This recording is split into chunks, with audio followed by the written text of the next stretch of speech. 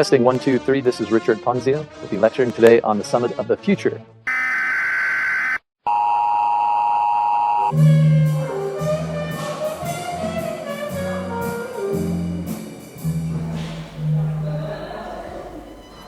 Like frantic bees, international lawyers have been busy planning a future world.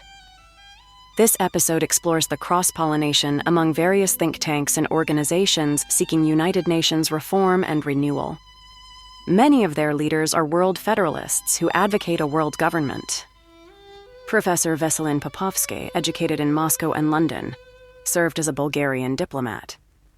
He's now working with the Stimson Center to strengthen the UN by rewriting its charter. 2024 marks perhaps the beginning of a process that may culminate in a new paradigm for global governance, maybe even a world federation. Once a large majority of member states adopts a revised second charter and ratify it, the choice for some opposing powers will be stark: to accept the second charter or to remain outside the UN. Richard Ponzio helms the Stimson Center in Washington, which since 2015 has led the push towards UN charter review. The Stimson Center started in the immediate aftermath of the Cold War. Today, Stimson Center, besides concerns for many decades about weapons of mass destruction, is equally concerned with environmental security. So we have a broad agenda today, but one that's very committed to promoting peaceful resolution of conflicts between nations and between peoples. We view civil society as a catalyst for change in global governance. These are the actors that are likely to bring not only fresh ideas, but the pressure on governments to build a political momentum to bring about change. This is precisely why we're so excited to be a part of the first hope of many editions to come of the Paris Peace Forum convened by President Macron. The cutting-edge technologies of the world will be discussed at the same time in connection with our meeting on the future of peace and global governance, because as we've said in our own work and analysis, the two are closely interlinked. Dr. Ponzio has long sought to facilitate a UN Charter Review conference. Here is an article in a law journal he wrote on the topic when in graduate school, where he was mentored by veteran world federalist Daley.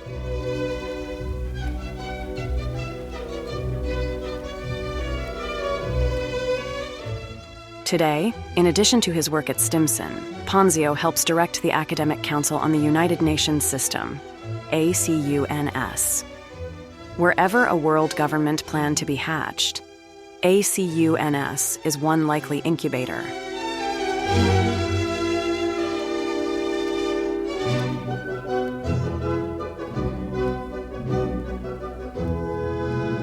Vesselin Popovski also works with ACUNS through its liaison office at United Nations University in Tokyo. O.P. Jindal Global University in India networks with ACUNS. Here is Dr. C. Raj Kumar, its founding vice-chancellor and a Rhodes Scholar, presenting a UN report to the ACUNS president at the 2024 annual meeting in Tokyo. O.P. Jindal Global University is a very unique institution because global is in our middle name and we take that seriously. It's in our DNA. I was fortunate to be able to receive an international education opportunity at Oxford as a Rhodes Scholar. A newcomer on the NGO scene is the Center for United Nations Constitutional Research, CUNCR. It calls for a maximalist approach with the creation of a federal world government. We demand the creation of a United Nations Parliament representing everyone, an executive to complement this legislature, and to ensure justice. The creation of a world court with the competency to prosecute environmental crimes, holding states, corporations, and other non-state actors and individuals accountable with universal jurisdiction. It should be a human right to enjoy a healthy environment, and our duty to protect the rights of the environment for the future generations.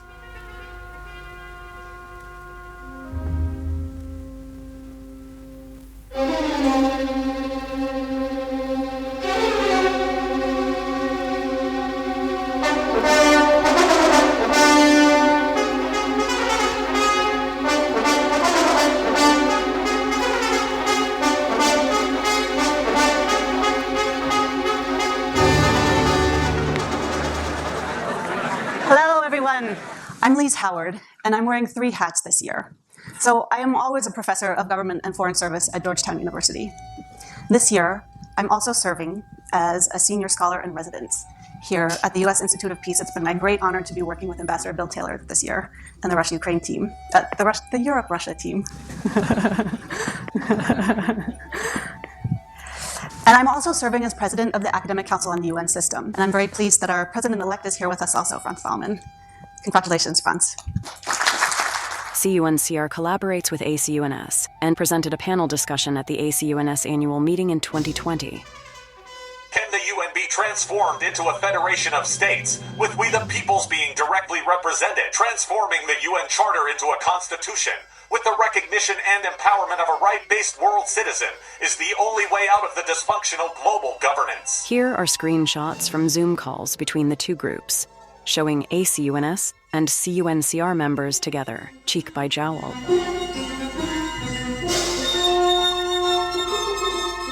On the board of CUNCR, psychologist Roger Katila, Vice President of the Radical World Constitution and Parliament Association, WCPA, which has for decades promoted an actual constitution for world government.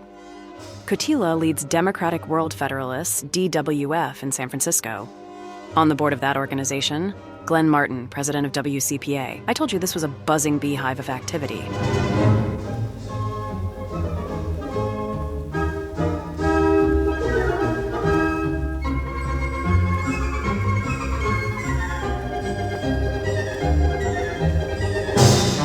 On the left side, we've got the fragmented global governance, which we call multilateralism, and on the right, we have United Nations Charter, which is an attempt to universalism.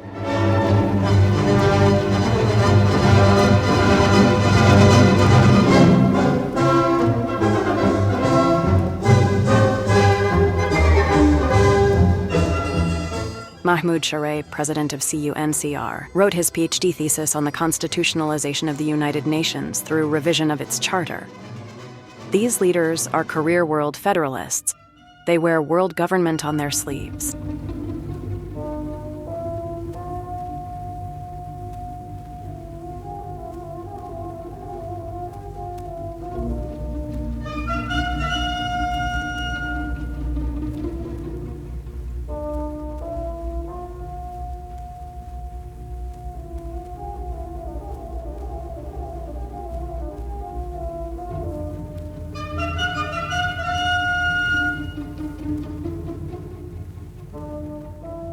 It gets intriguing. The National Organization, World Federalist Association, in conjunction with Citizens for a campaign for UN reform, decided they would merge and sidestep world government. So they changed their name to Citizens for Global Solutions, and the World Federalist Association, which was essentially our national organization in Washington, D.C., was sidelined. They weren't talking about world government, world federation. That's when John Sutter and many of us that are here today on the board rebelled and decided to go independent. At that time, we were called the World Federalist Association of Northern California, but with the leadership of John Sutter and our board, we decided to go independent. John springs into action. He goes through all of the paperwork of incorporating us, getting us tax exemption through the IRS. We came out and changed our name to Democratic World Federalists, and the year was 2005. Prince Cyril Chowra is joining us in any seconds from now.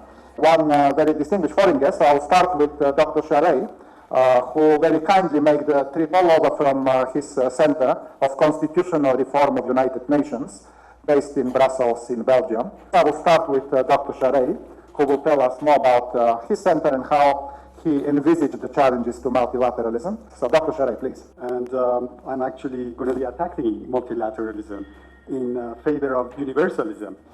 And what the UN Charter can do, and the San Francisco promise to transform it. Multilateralism, we have currently right now a fragmented global governance.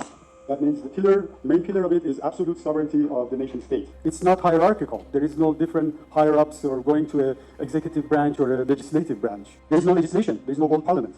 There is no enforcement. Typically, the treaties don't have any kind of enforcement. No police action or any kind of military necessarily behind it. No executive. There is no world president. We don't have a world government. We don't have someone to hold accountable. No judiciary. There is no world court. There is, of course, ICJ, but it has limited functions. There is ICC, but again, it's part of the fragmentation. It has limited jurisdiction and limited function. There is no accountability and can be abandoned at any time. A treaty can be abandoned, or all of them, most of them, in fact, if not all, have withdrawal clauses. This is what we call multilateralism. On the other hand, we have United Nations and the Charter Law. It's universal. Almost all the nations in the world. Supranational, the United Nations, in fact, is some people consider it as a constitution for the world. It's sovereignty sharing under Chapter 7 decisions. If there's a decision, it applies to all of the world, all of the states. It's got an executive with limited powers. It's got a judiciary, as I mentioned, ICJ with limited powers. There is no legislative functions at the UN, but again, under Chapter 7, it could rule for the world, and there has been some legislations in the past. It doesn't have enforcement, but again, under Chapter 7 it does. And under Chapter 7 there has been, this is the legal law, legal war, in other words, that the Security Council can impose on the rest of the world. And charter is binding. There is no withdrawal clause. I don't know if too many of you had noticed that. A state cannot leave the United Nations. It's based on an apartheid system. It has 5 states which are above everybody else, every other state. There was a big anti-veto uprising in San Francisco. 60% of the states there were against the Security Council formation, representation, and the Yalta formula. So the majority state's position was against the Security Council. In fact, the conference was almost going to fail. It went behind schedule. The Permanent Five were insisting on the Dumbarton Oaks Security Council structure, whereas the smaller powers wanted something else. So the compromise was an antidote to the Yalta formula, and that was Article 109. Article 109 explains the method of having a charter review and change. This was not part of Dumbarton Oaks, and it was compromised in San Francisco, but the smaller powers weren't happy with that. Okay, that's nice, we can have charter review, we can change the charter, we can have a new UN, but when? When are we going to have that? We want a date. So the date is Article 109, paragraph 3, that it says in 10 years' time, which is 1955. Security Council had an expiration date. The expiration date was 1955, and not only we were supposed to have a UN 2.0, but the UN 2.0 was going to come into creation with the promise of the Permanent Five that they would not veto any of the changes. The Security Council veto is not as invincible as we think, that it can be overruled, at least when it comes to constitutional questions. Article 109, paragraph 3 was agreed on. Paragraph 1 says a general conference of the members of the United Nations for the purpose of reviewing the present charter may be held. And note the word general. That means everything is on the table. It's not just Security Council. It could be environment. It could be peacekeeping. It could be the jurisdiction of the International Court of Justice. But paragraph 3 says if such a conference has not been held before the 10th annual session of the General Assembly following the coming into force of the present charter, the proposal to call such a conference shall be placed on the agenda of the session of the General Assembly, and the conference shall be held if so decided by a majority vote of the members, not a majority vote, not even 2/3, and by a vote of any 7 members of the Security Council. That means no veto. In order to have the review conference, there is no veto. Was the San Francisco promise fulfilled? Per our research, our center in Brussels, and my own personal interest in research, up to 1995, almost for 40 years, the UN Yearbook reported on the Arrangements Committee, and the Arrangements Committee was supposed to have this conference going in the roster of formal committees at the UN every year, but indicating that it did not meet. So they were expecting every year that this new conference to be held. According to the research at our center, Article 109 has been operated on. The obligation to hold a review conference is still in legal force. It's important to understand the charter review life cycle. First is adoption to have the review conference. The San Francisco Promise has already been adopted. So phase 1 is passed. Phase 2 is adoption by 2/3 at the independent review conference, whatever proposals they have for UN transformation or reform. And note, there is no General Assembly, no Security Council intervention on those conferences, which of course we've never had before. That means it's an independent conference. It would be held like in equivalent to San Francisco in another city. Just the member states are there. No General Assembly or Security Council interference. And it could take 1 or 2 years. So it's not a quick meeting in New York. Phase 3 is ratification by 2/3 of member states. There shouldn't be any veto. Phase 3 is where potentially a UN reform charter review can be shut down. Potentially. And but that would be 2 years after it was adopted. Now, what happens at the UN Charter Review? What do we expect to happen? This could be from a minimalist point of view to a maximalist point of view.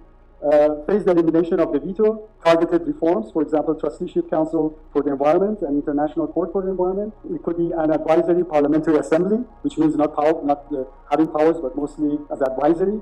Replacing the veto by a qualified majority, that could be another possible outcome. Or a constitutional moment may happen. As Professor Hasegawa mentioned, we had it in the Japanese history, we had it in the US history, when We the People and a constitution was created.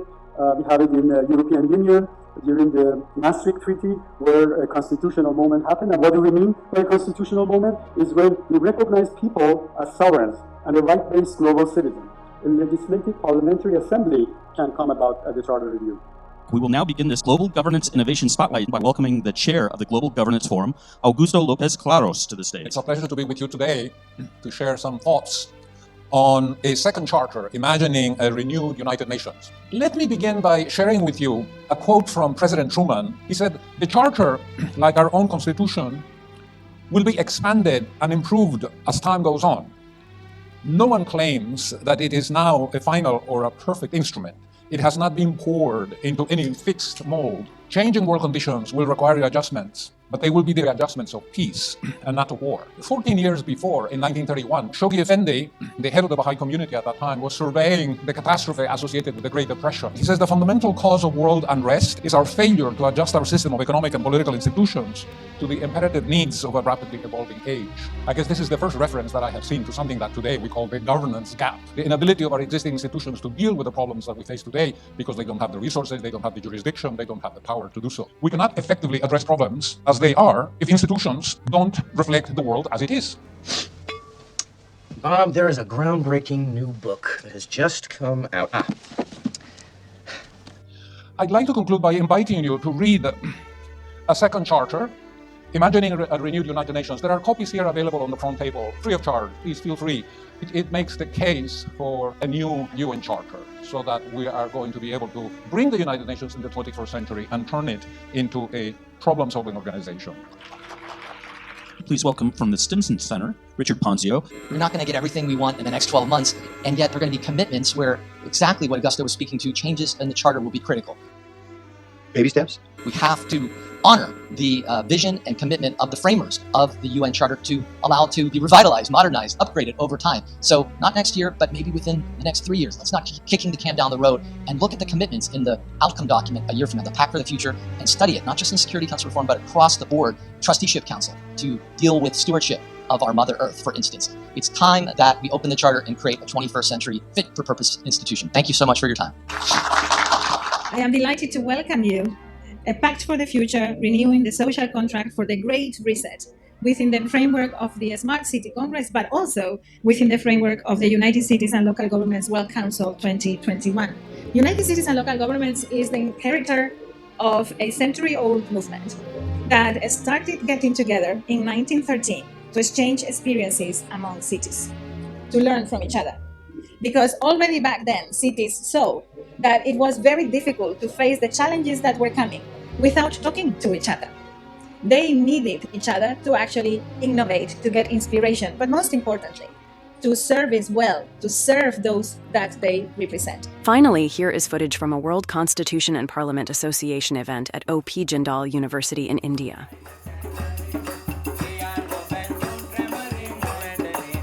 I pledge allegiance to the future generations protected by the Earth Constitution and to the unity, integrity, and beauty of humankind living in harmony on the Earth, one Earth Federation, conceived in love, truth, and hope, with peace and prosperity for all. We're here at a very special place, at a very special time, as guests of this wonderful university, Jindal Global University.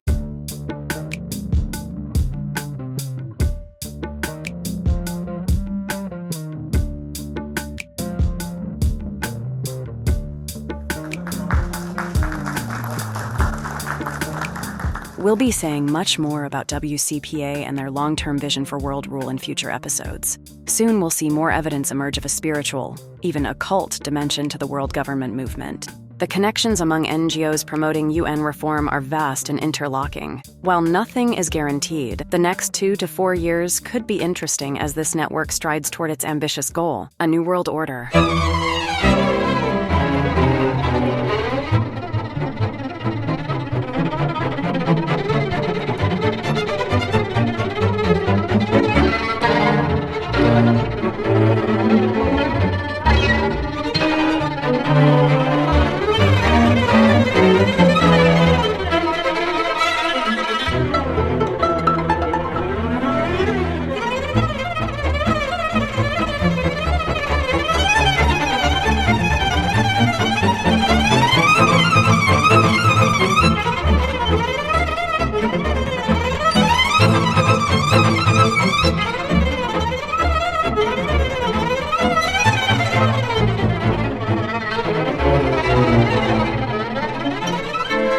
Baby steps.